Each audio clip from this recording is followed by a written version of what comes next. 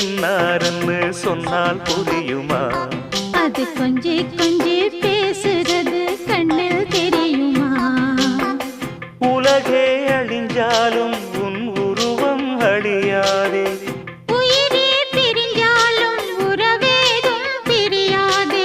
உண்ணாமல் உறங்காமல் உன்னால் தவிக்கும் பொண்ணு மணியின் நெஞ்சுக்குள்ளே இன்னாருன்னு சொன்னால் புரியுமா? அது கொஞ்சி